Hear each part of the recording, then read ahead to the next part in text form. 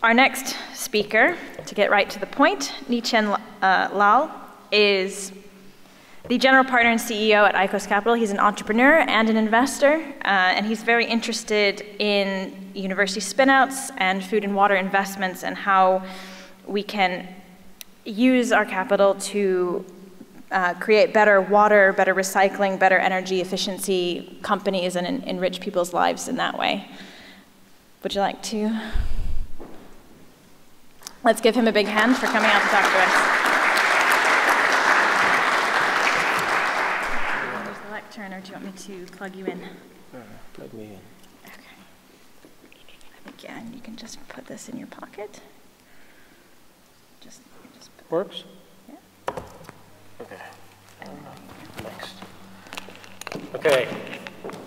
Chris explained us one of the best, my favorite topics, which is about carbon emission, and Paul did a great job about water innovations. Now we're going to be a little bit more controversial now. We're going to challenge these guys. It's about money, right? Most of you guys sitting here, you want to become millionaires. That's why you want to be startups. Of course, you want to do good as well, but most important, let's make money. That's exactly what my investors are looking for, and that's exactly what I'm looking for you guys to deliver.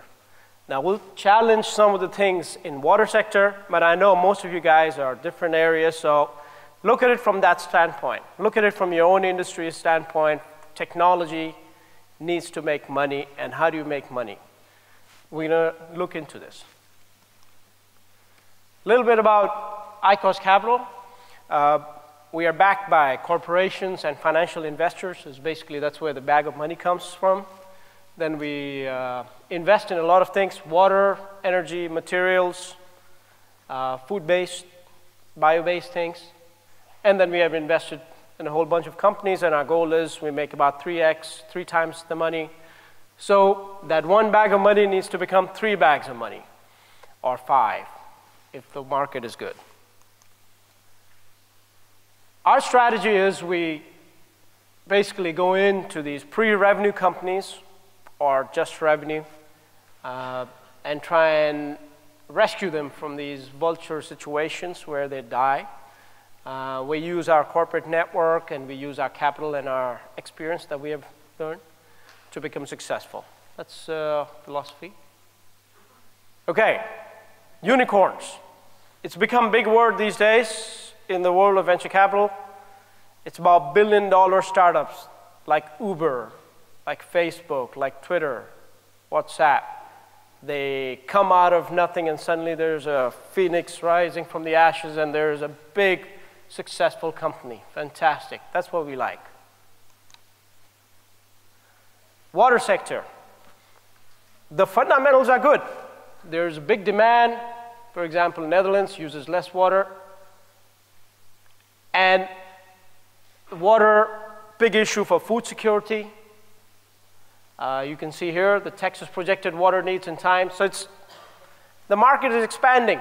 There should be potential for making money. There's a guy who says there's pipes drying up, corroding. There's all kinds of problems with water. The market is there. Climate change. Chris very nicely explained the issue. There's a problem there, everywhere. But how come there's so little money going into water sector? First of all, water's for free. And everybody thinks water should be for free. Why should you pay for it? And the government is a customer, so government doesn't pay. Number one. We have a company called Dutch Rainmaker. Fantastic technology. It is a windmill that makes water, basically condenses, compresses air, and gets water out of air. About 10,000 liters per day. It's a great technology. But to get these orders, they want, oh yeah, your machine is too expensive. It saves lives. You have water problem, right, in the back before? No. It has to be cost effective. Why? Because government is giving them water for nothing, basically. Startups in water, time it takes to get them. Now, when government is your customer, there is no competition. They're a monopoly. So they will take their sweet time to adopt these technologies. Yes, of course, 6 billion people need to be provided with water. There are issues in the market, but we need to test them, and the customer is not complaining. Water is generally good in most places, so there is no sense of urgency. In our experience, there's one company, Aqua, great new technology. It can solve a lot of commercial problems. But okay, the guy comes, we go to utility, the guy says, okay, great, let's test it. Let's test it for 3 years, and if it works, then we'll implement it sometime. Just 8 years later, we're still testing this thing. Then comes about incentive, what I talked about. People need to make money. Nest. I love Nest, not because it's a great product. I wish I was a shareholder in that company. That one company went from, say, 0 to 300 million of revenue in 5 years. Fantastic valuations, 3 billion. That's what we're looking for. In water sector or many industrial sectors which are regulation driven, the ramp up is too slow. It's not fast enough to get investors excited, and that's where you have problems attracting money.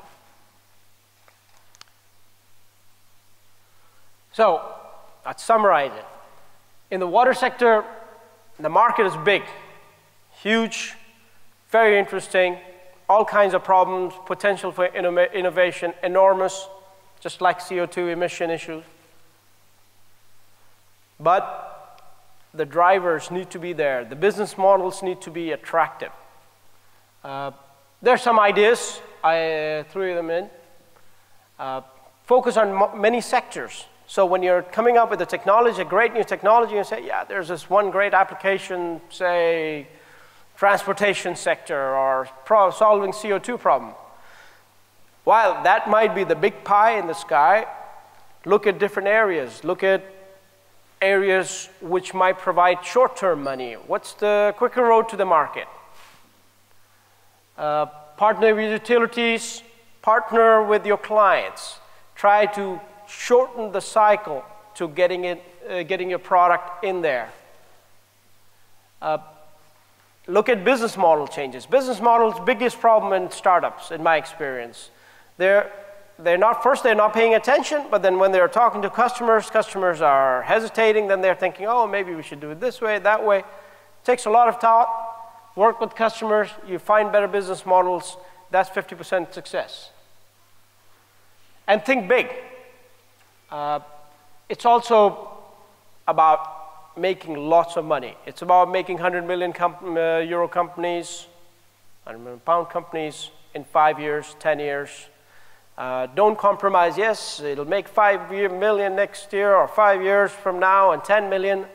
The investors are not impressed. They're looking to essentially 30%, 40% is max probability of success in our portfolio. So if we invest in 10 companies, the probability of success is about 30%, 20% max. So 2-3 companies out of 10 will make all the money. So we're looking for 10x potential from companies. And then show courage and to build your company. I have a little clip here. If we can make that work. It's from Ben Horowitz, a famous entrepreneur who was involved with Netscape. He is one of the leading venture capitalists. And one of the questions he's being asked in this interview is about really what makes a great entrepreneur. Let's roll. Yeah, so, and there's really not that many things that I find to be really important, but there are a few. So one is, which we talk about a lot around here in Silicon Valley, just breakthrough idea. Like, is this idea something that's really going to move the needle or not? But the one that, to me is just as important is, then does the founder have the courage to build the company and to build it into an actual company as opposed to, just an idea that gets sold to like a really good company like Google, or something like that. But do they have the courage? Well, courage is tricky, but I find, so we spend usually in our pitch meetings, we'll spend the first 30 minutes not going through the pitch, but just talking about the founder and their background and understanding why they made decisions. And a lot of courage is, are you willing, what do you believe in? Peter Thiel's got a great thing on this. What do you believe that nobody else does? Like, do you have the courage to even say that? And then a lot of times what we'll do is we'll just test every decision that they made and see if they even have the courage to explain it. Say something, put them in a position where saying something to us will likely upset us if you were looking at it from their perspective. And if they're willing to do that because it's right, like, that's a great show of courage. Can you give me an example of that at all? Yeah, so, and it tends to be like very specific to the entrepreneur's story. Well, I'll give you a great example of how we found out about courage. So an entrepreneur came into us once. His name was Christian Georgi. And I said, tell me about your background. And he's like, well, I used to be the CTO of a company called Outlooksoft. And Outlooksoft sold to SAP for 3. And I was like, no. Where'd you grow up? And he goes, really? You want me to go back that far? I said, yeah. He said, well, I grew up in Romania in the 80s. And then in 1989, in order to escape the communist regime, I swam across the Danube. And I said, well, we're going to invest in your company. And Okay, well, that's more or less the idea. You got to have the courage, and if you have that courage, you can create a good company, even in the water sector, for that matter. That's it.